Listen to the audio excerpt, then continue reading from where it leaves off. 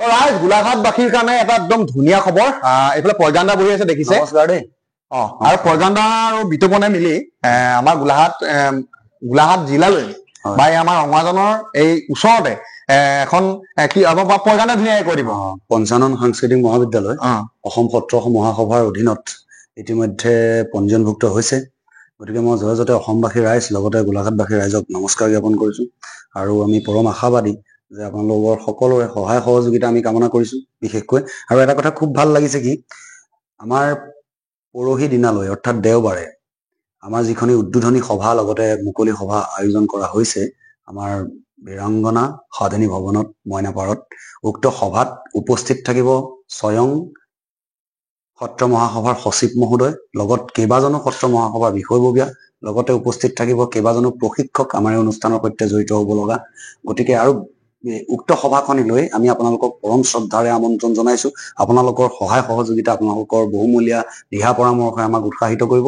আৰু বিশেষকৈ এটা কথাতে খুব সুখী দেৱৰাজ, এটা কথাতে খুব সুখী হৈছোঁ কি, এটা বিস্তীৰ্ণ এলেকা মানে ইতিমধ্যে এটা বিস্তীৰ্ণ এলেকাৰ পৰা বিভিন্ন ধৰণৰ ছাত্ৰ ছাত্ৰী আহিছে। মই খবৰ পাইছো। এই আমাৰ দাঁতি কাষৰীয়া সকলতো আছেই, তাৰ লগতে এটা কথা ভাবিব লাগিব যে সুদূৰ বোকাজানৰ পৰাও বাছ যোগে অহা যোৱা কৰি ইয়াত শিক্ষা গ্ৰহণ কৰি গুচি যোৱাৰ ব্যৱস্থাও কেইজনমান ছাত্ৰই কৰিছে। গতিকে ইমান দূৰণিবতীয়া আমি বৰপথাৰ সৰুপথাৰ আজি অঞ্চলৰ, আজি নুমলীগড়, আজি এই অঞ্চলৰ কথা মই গোলাঘাটবাসীৰ কথাটো বাৰু মই নকওঁৱেই, তেওঁলোক আছেই লগত, সদায় সহযোগিতা তেনেদৰে কামনা কৰিছো। কিন্তু এই যে দূৰ দূৰণিৰ পৰা আহিছে তাতো মনটো খুব ভাল লাগিছে। গতিকে আপোনাসক সমূহ ৰাইজে আমি একাজলি আমাৰ প্ৰতি আশীৰ্বাদ দিব বুলি আমি আশাবাদী। আপুনি ইয়াত যদি শিক্ষা গ্ৰহণ কৰে মানে ছাত্ৰ ছাত্ৰীয়ে পঢ়ি আদায় হোৱাৰ পিছত মানে ডিপ্ল'মা কি মানে ধৰক ডিপ্ল'মা মানে ইয়াত প্ৰথমে আহিব আমাৰ যিখিনি প্ৰাক প্ৰাথমিক আমাৰ যিখিনি পৰীক্ষা, এই পৰীক্ষাখিনি হোৱাৰ পিছত লাহে লাহে তেওঁ বিশাৰদৰ ফালে যাব। বিশাৰদ শেষ কৰিলে তাৰপাছতে আহি গ'ল আমাৰ বি মিউজ, এম মিউজ, যিহেতু আৰু বিশেষকে অসম চৰকাৰৰ দ্বাৰা গৃহীত অসম সত্ৰ মহাসভা, অসম চৰকাৰৰ দ্বাৰা পঞ্জীয়নভুক্ত অসম সত্ৰ মহাসভা, সেই অসম সত্ৰ মহাসভাৰ পঞ্জীয়নভুক্ত আমাৰখন মানে মহাবিদ্যালয় পঞ্চানন সাংস্কৃতিক মহাবিদ্যালয়। আশা কৰিছো ভাল হ'ব আগন্তুক দিনত, আৰু প্ৰচেষ্টা অব্যাহত ৰাখিছো। আজিৰ দিনটো এই কামতে ঘূৰি ফুৰিছো, গতিকে ভাল হ'ব বুলি ভাবিছো। ৰাইজৰ আশীৰ্বাদ আছে। ধন্যবাদ। গতিকে গোলাঘাটবাসীয়ে ভিডিঅ'টো শ্বেয়াৰ কৰক। আৰু বিৰাট এটা ভাল খবৰ, যিহেতু আমাৰ ইয়াত গায়ন বায়নৰ শৈলীৰ পৰা ধৰি ভাওনা বৰগীত বহুখিনি ল'ৰা ছোৱালী আছে। অভিনয় কম্পালচৰি, অভিনয় শিকাব কম্পালচৰি। গতিকে সেই শিশুৰ পৰা ধৰি যিসকল মানে আমাৰ হ'ব কি বৰগীত, তাৰপাছতে আহি গ'ল আমাৰ সত্ৰীয়া নৃত্য, তাৰপাছতে হ'ব বায়ন মানে খোল বাদ্যৰ ওপৰত, মানে তাৰপিছতে আমাৰ অভিনয় কম্পালচৰি চাবজেক্ট। তেওঁলোকৰ ধৰক কৰি আছে অভিনয়, কিন্তু ধৰক প্ৰমাণ পত্ৰ এখন চাৰ্টিফিকেট এখন নাই। কিন্তু এই যোগেদি এটা সুবিধা কৰিছে তেওঁলোকে পঞ্চানন সাংস্কৃতিক গোষ্ঠীয়ে।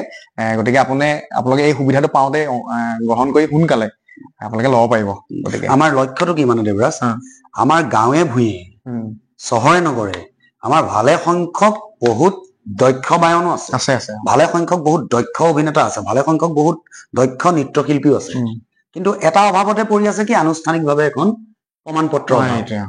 গতিকে মই আশা কৰো যিদিনা পঞ্চানন মহাবিদ্যালয়ৰ পৰা বোলে আজি 500জন ছাত্ৰ ছাত্ৰীয়ে বোলে বিশাৰদ উপাধি পালে দেই, পৰীক্ষা দিলে, আমাৰ এক্সামিনাৰ থাকিব, পৰীক্ষা দিলে, তাত গৈ ভালকৈ পৰীক্ষা দিলে বোলে ভাল ফলাফল বুটলি আনিলে, আমাৰো গৌৰৱ।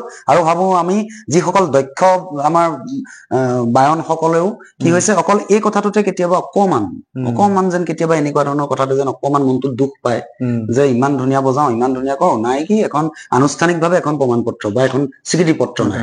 গতিকে ইয়াৰ দ্বাৰা মই ভাবিছো যে সকলোৱে, আৰু কণ কণ মইনাহঁতৰ পৰা বৃদ্ধ বনিতালৈকে সকলোৱে আজি ছাত্ৰ বা ছাত্ৰী হিচাপে অংশগ্ৰহণ কৰিব পাৰিব। আৰু এটা কথা আপোনালোকক জনাবলৈ পাই ভাল লাগিছে, কিছু মই পাতিছে মানে মোৰ লগত কথা, যে মই এতিয়া বিয়া হৈ আহিলো, গাঁৱৰ ঘৰত মই থাকোতে মোৰ জেগা যি ঠাইত আছিল আৰু তাত কিন্তু মই বিশাৰদ ছিঙিছিলো, এতিয়া আকৌ আপোনালোকৰ ইয়াত থাকি আমি আকৌ বি মিউজ কৰিব পাৰিম নাই? তেতিয়া মই কৈছো যে আপোনালোকৰ বিশাৰদৰ চাৰ্টিফিকেট গাঁঠি দিব, ফৰ্ম ফিল আপ কৰোতে আমি বিশাৰদৰ চাৰ্টিফিকেট গাঁঠি দিব, বা আজি বি মিউজ যদি কৰি থৈছে গাঁঠি দিব, তাৰপিছত আপোনালোকে এম মিউজলৈ যাব পাৰিব।